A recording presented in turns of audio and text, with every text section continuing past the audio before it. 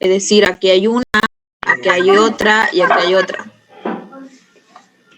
Ahora, las proteínas periféricas no atraviesan toda la bicapa fosfolipídica.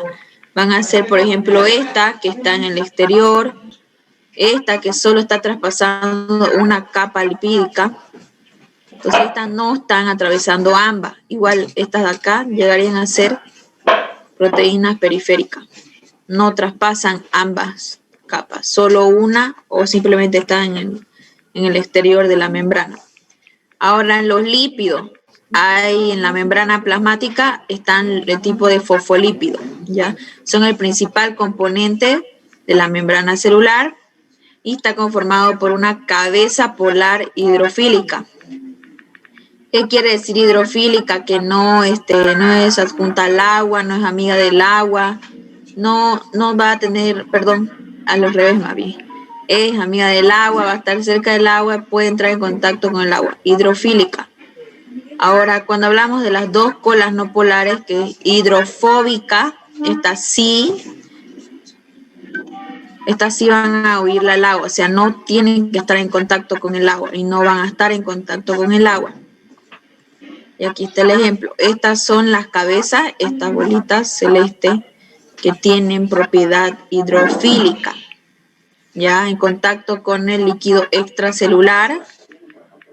Y la capa de acá abajo va a estar en contacto con el citosol. Y estas también tienen cola, ¿no? Que estas son hidrofóbicas. No va a haber líquido acá adentro. Al lado derecho de f de x es igual a Entonces, L2. en agua los fosfolípidos van a formar una bicapa muy estable. Esta bicapa también va a contener esteroides como el colesterol, fitoesteroles, y estos van a darle resistencia a la membrana, porque también hasta un cierto punto la membrana protege a la célula. No más que una pared celular, pero sí la protege. Y en cuanto a su fluidez, aquí hay un claro ejemplo que son las amebas. Las amebas, gracias a la fluidez de la membrana, pueden estar en movimiento. Hacen movimiento ameboide, cambiando su morfología y van avanzando. Entonces la membrana no es una capa rígida y dura como la pared celular. La membrana sí tiene resistencia, pero también tiene fluidez. También están presentes los carbohidratos en las membranas celulares. Los tipos de carbohidratos que están presentes ahí, en su mayoría son oligosacáridos. Y en la cara externa de la membrana van a cumplir la función de proteger y de poseer también carga. Protegen la superficie de la célula de agresión. Si es que llegan a tener agresiones mecánicas o físicas la célula, estos carbohidratos se encargan de protegerla. También van a poseer cargas, como decía anteriormente, porque van a ayudar a atraer cationes y agua, o sea, moléculas que necesita la célula. Estos carbohidratos están encargados de atraer estas moléculas que necesita la célula. También van a intervenir en el reconocimiento y adhesión celular. Esta es una función muy importante de los carbohidratos, porque así como atraen cationes y moléculas, no todo entra a la célula. Estos tienen que ser reconocidos y adheridos para recién permitir el ingreso. Sería una endocitosis, ¿no? También hay una exocitosis, que es para sacar moléculas de la célula al exterior, también dado por los carbohidratos, porque ellos tienen que adherirla a la célula y sacarla, ¿no? Tienen que reconocer, eso es lo principal de ellos. Reconocen o distinguen lo propio de lo ajeno, lo que pertenece a la célula y lo que no. Y pues lo que no le pertenece no le van a permitir el paso. Ahora, en cuanto a las funciones de la membrana plasmática, estos protegen a la célula o organelas del medio externo. También van a mantener su forma estable, su morfología está dada por esta membrana plasmática. Van a regular el transporte de sustancias y energía hacia adentro o hacia afuera de la célula o organelo. Esto también, como lo veíamos hace rato, por los carbohidratos, ¿no? Porque ellos reconocen o van a identificar, y depende de eso, si es algo de la célula o no, van a permitir el transporte o el paso de sustancias. También van a permitir la comunicación entre las células adyacentes, entre las células que están cerca 2x al cuadrado cuando x tiende a... Gracias a estas membranas celulares que se van a encontrar en comunicación. Permiten el reconocimiento celular y la motilidad de algunas células u orgánulos, por el hecho de que la membrana plasmática no es tan rígida, sino que tiene fluidez. Acá observamos entonces una membrana plasmática con todas las partes que ya habíamos nombrado. Hay proteínas integrales, proteínas periféricas, están los fosfolípidos, formando la bicapa fosfolipídica.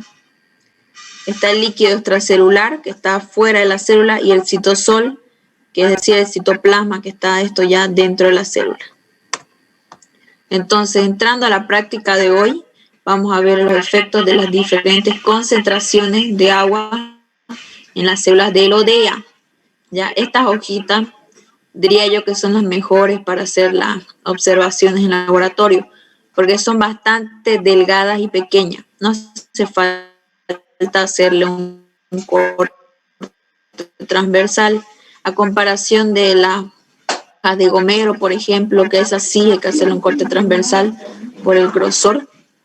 Entonces, si ocupamos en este caso una hoja de ODEA, también vamos a ocupar solución salina. ¿Se escucha? ¿Están escuchando, chicos? Porque me sale conexión inestable. Sí, se escucha. El logaritmo puede estar fuera de... Me avisan si no se está escuchando ya. Entonces vamos a ocupar solución salina, agua destilada y papel absorbente. Si nosotros llevamos una LODEA observación de microscopio, como ya sabemos hacerlo, la ponemos la hojita, una gotita de agua y observar, pues observamos esto, ¿no? Y podemos distinguir pared celular, citoplasma, cloroplasto, nada más. Pero ahora nosotros queremos ver en esta parte qué efecto va a tener las diferentes concentraciones en la membrana. ¿Qué va a pasar con la membrana plasmática cuando nosotros la llevemos a diferentes concentraciones de agua? Y lo vamos a hacer así. Vamos a agarrar 3 portaobjetos con 3 muestras, pero a una le vamos a colocar agua de recipiente normal de pecera, o también pueden hacerlo en un mismo portaobjeto y sacarle, ¿no? Le colocamos primero agua de recipiente, observamos y absorbemos con el papel absorbente el agua de recipiente. Y luego le colocamos solución salina, observamos y absorbemos nuevamente con el papel absorbente de esta parte de acá. Y por último le echamos agua destilada. Pueden hacerlo así, o también pueden armar 3 y observar para tener las 3 observaciones al mismo tiempo. En el laboratorio solemos hacerlo de un mismo portaobjeto nomás. O sea, a partir de uno se va a echar, observamos con agua de recipiente y absorbemos. Y ese mismo le vamos a colocar solución salina. Cuando terminemos de observar, absorbemos con el papel absorbente. ¿Todo esto para qué? Para observar que las membranas de la hoja de LODEA con agua de recipiente van a llevar a una condición isotónica, es decir, están en equilibrio. Tanto el agua que está dentro de la célula como el que está al exterior de la célula. Ya están en equilibrio, como ven aquí en la imagen. Pero si nosotros lo llevamos a la hoja de LODEA con una solución salina, están en una condición hipertónica ya. Es decir, hay mucha concentración de soluto. Y lo que hacen es sacar todo el agua de la célula para estar en equilibrio. Entonces, cuando le llevamos a solución salina, entran en hipertónica. La membrana celular se va a compactar, ¿no? Se aleja, se achica. No, ya no está plegada a lo que es la pared celular como lo estaba acá. Pero cuando llevamos la hoja de LODEA con agua destilada, estamos llevándola a una condición hipotónica. Hay mayor ingreso de agua a la célula y a la vacuola. Lo que está haciendo es meter agua esta célula, porque estaba en una condición hipertónica, ¿no? Donde sacó todo el agua, porque le habíamos colocado solución salina.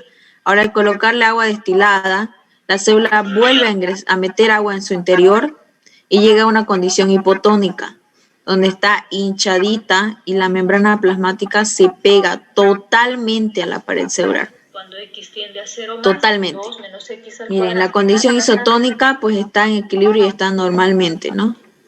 Ni tan pegada, solo algunas partes nomás. En cambio, en la condición hipotónica, por la cantidad de agua que ha ingresado a la célula, pues esta membrana se va a plegar a lo que es la pared celular. Aquí llamado condición hipotónica. Entonces, eso pasaría con la membrana plasmática cuando lo llevamos a diferentes concentraciones, ¿no? Cuando está pues normal, se encuentra en equilibrio. Cuando le agregamos alguna solución con bastantes solutos, como es la solución salina, la membrana plasmática se contrae, se aleja, se desprende de la pared celular. Y cuando lo colocamos en una condición hipotónica, en este caso con agua destilada, pues vuelve a entrar el agua, ¿no?, a su interior, y esta vez ya intenta equilibrarse y mete toda el agua posible. Entonces llega a una condición hipotónica.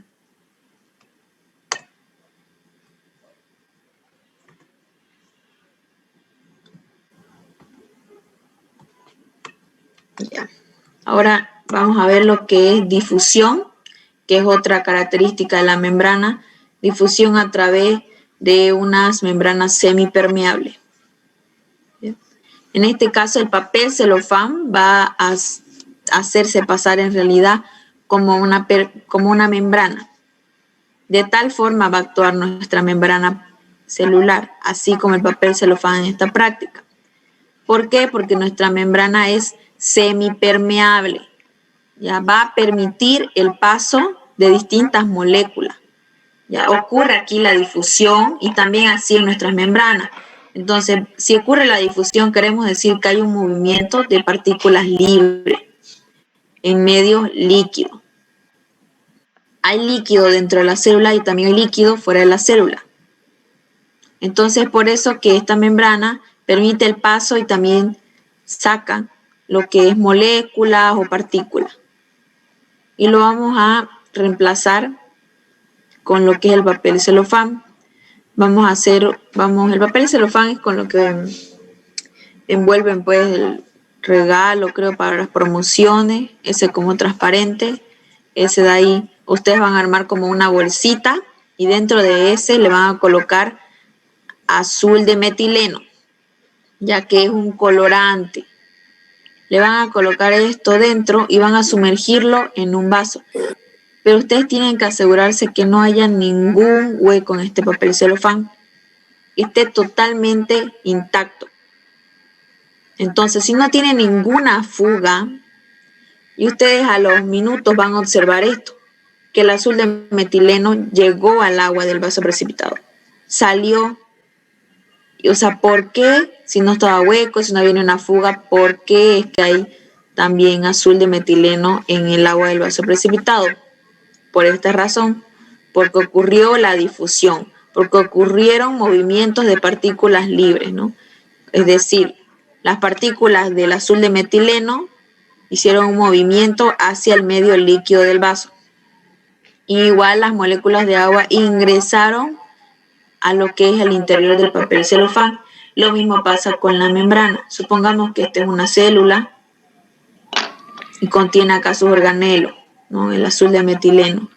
Y dense cuenta que así igual la membrana permite el paso de moléculas, en este caso de agua, y también va a hacer exocitosis, va a sacar moléculas de su interior como es el azul de metileno.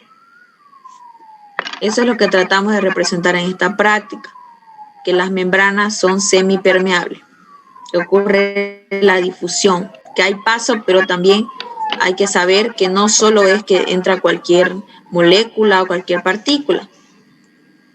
Ya son bastante selectivas y esto debido a los hidratos de carbono. Ahora, vamos a ver acá la presión osmótica a través de una membrana biológica. Esto igual ustedes lo pueden hacer en casa para verlo, porque es bastante simple esta parte de la práctica. El material biológico acá sería el huevo, ya que va a ser nuestra membrana biológica. bombilla, parafina, plastilina y vaso precipitado. Entonces vamos a hacer este armado.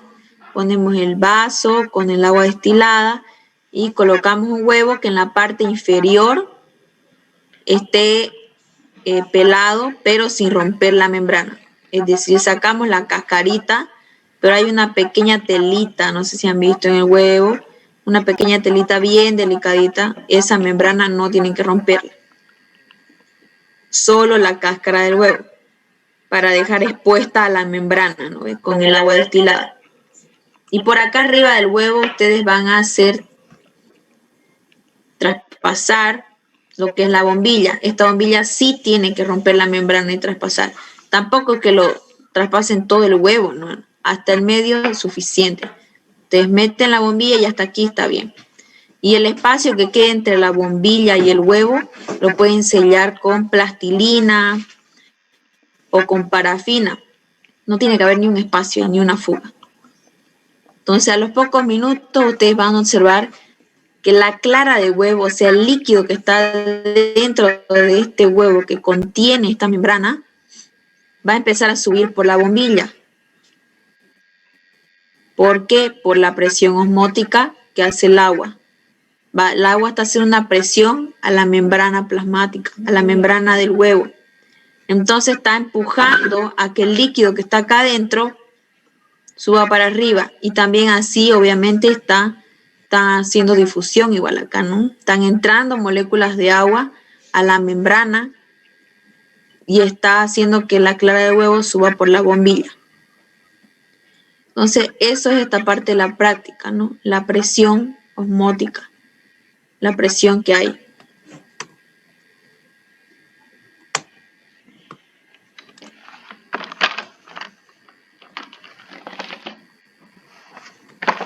Ya. Entonces, ahora vamos a ver la regulación del pasaje de sustancias a través de la membrana. Hemos visto en los anteriores puntos que la membrana plasmática permite el paso, ¿no? Tanto de moléculas de agua como de otras partículas, como por ejemplo el azul de metileno. Pero esta no es que permite el paso de cualquier sustancia o todo entra y todo sale, no. Regulan, ya están regulados estos. Los materiales y métodos aquí van a ser suspensión de levadura, safranina, que acuérdense que es un colorante, 3 tubos de ensayo, gradillas, pinzas, mechero de alcohol y microscopio.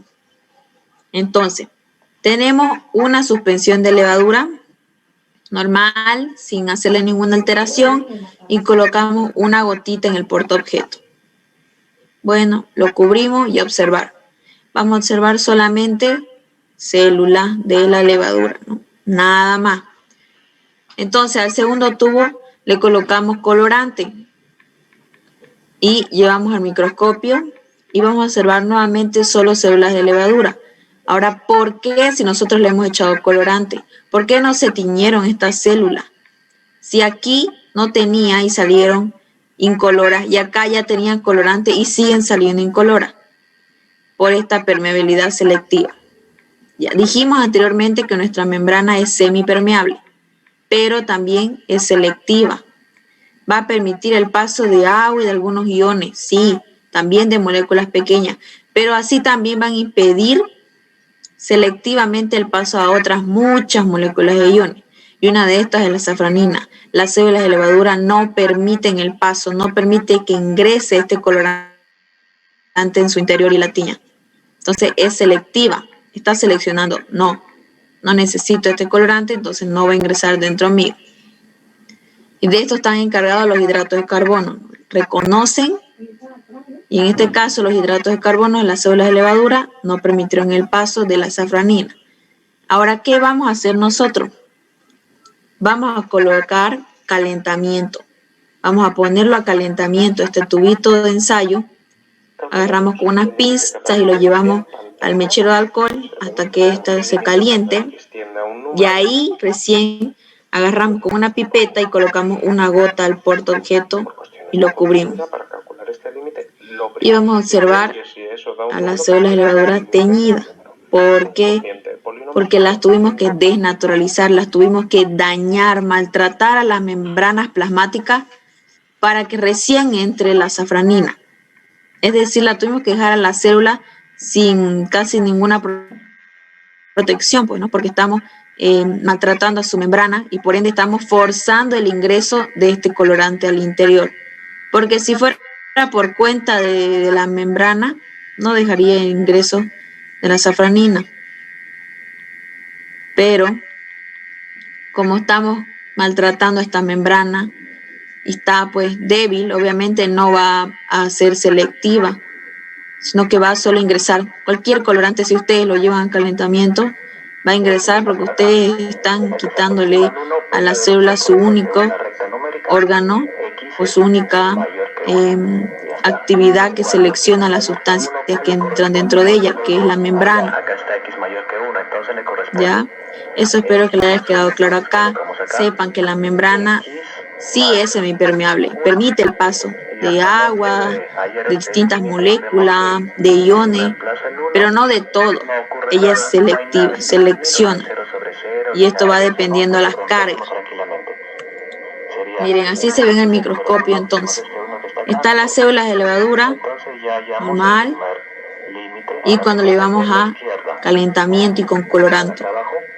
Aquí hay algunas que recién se están empezando a teñir y otras que siguen resistiendo, ¿no? Que no han permitido siquiera el paso, y otras pues que ya su membrana ha sido desnaturalizada y se han coloreado de color de la safranina. Bueno, este es el último de la práctica, que es el análisis del efecto de diferentes factores sobre membranas biológicas. Esto igual lo pueden hacer en casa, es bastante sencillo. Cortamos cubitos de remolacha y las lavamos con agua, ¿ya? Para eliminar el pigmento, hasta que el agua salga limpia. Ustedes lavan la remolacha para eliminar todo el pigmento que pueda salir de esta. Y añadimos un cubito de remolacha a 6 tubos de ensayo. Lo pueden hacer con vasos de vidrio ustedes para que observen las coloraciones. Con 10 ml de agua. Entonces ponen un cubito y 10 ml de agua en cada vaso. Y lo llevan a estas temperaturas. A la de ambiente, a la de 5 grados, 15, 37, 55 y 70. Por un alrededor de 30 a 40 minutos tienen que estar en cada temperatura. O sea, mi primer tubito yo lo tengo que llevar, pues, supongamos, a un 55 grados centígrados. Lo llevo a baño María y de 30 a 40 minutos lo tengo que mantener en esta temperatura, 55 grados. Luego de haber hecho eso, lo agito para difundir el pigmento, si es que salió algún pigmento, y los pongo en mi gradilla para observar. Y lo que van a observar es que en la temperatura ambiente casi ni hubo nada de coloración porque ya lo lavamos, ¿cierto? Los pedacitos o los cubitos de remolacha. El de 5 casi nada, el de 15 muy poco, el 37 otro poco, el 55 ya medio rojo y el 70 ya vino, ¿no? Tipo violeta, casi como el pigmento de la remolacha normal. Entonces vamos a asignar valores acá. La temperatura ambiente al de 5 grados y al de 15 según ustedes como lo vean. Por ejemplo, si el de 70 es 10, ya los otros le van poniendo un valor, digamos, si este está medio rojito, pues 9, este que no tiene casi color va a ser 1, así, ¿no? Dependiendo ya de lo que ustedes vean y perciban de los colores. Ahora, ¿por qué si acá ya lo habíamos lavado todo el pigmento de la remolacha y ya salía el agua limpia? Porque acá siguió coloreándose, porque nosotros lo llevamos a calentamiento, ¿no? Vuelven acá las altas temperaturas, volvemos a desnaturalizar la membrana en 37, 55 y en 70. Le estamos haciendo daño. Entonces, lo que ha hecho ahora es que el pigmento que está en el interior de estas células de la remolacha salga. Aquí estamos entonces, aquí en la anterior, en lo que es en la anterior práctica del papel celofán, por ejemplo. Ahorita se lo voy a mostrar. Ahí está, miren. Aquí hicimos que el pigmento, igual en el papel celofán lo mismo, ingrese, ¿no? Ingresa a la célula. Pero también salen. Así como entran moléculas, también salen moléculas del interior. Si este pigmento estaba en el interior de sus vacuolas de la remolacha, al desnaturalizar las membranas plasmáticas, al dañarla, pues obviamente va a salir esto, ¿no? Porque la única que va a regular ahí en una célula es la membrana. La membrana va a decir quién sale y quién no. Entonces aquí, al nosotros maltratar a la membrana, al matarla, pongámoslo así, pues todo va a salir y todo va a entrar en una célula. Por ende, por eso el pigmento de la vacuola salió cuando nosotros lo llevamos a un 37, a un 55 o a un 70, que salió prácticamente todo el pigmento. Entonces acá hacemos un cuadrito y ponemos valor, temperatura y vamos a observar una línea en forma creciente. Que a mayor temperatura hay mayor difusión. A mayor daño en la membrana hay mayor pigmentación, hay mayor difusión. Entonces, hasta ahí es la práctica de hoy. ¿Tienen alguna duda sobre esto? Recuerden que hemos visto membrana, ¿no? Membrana celular de la célula. Hemos visto también las diferentes características que tienen las membranas en una célula.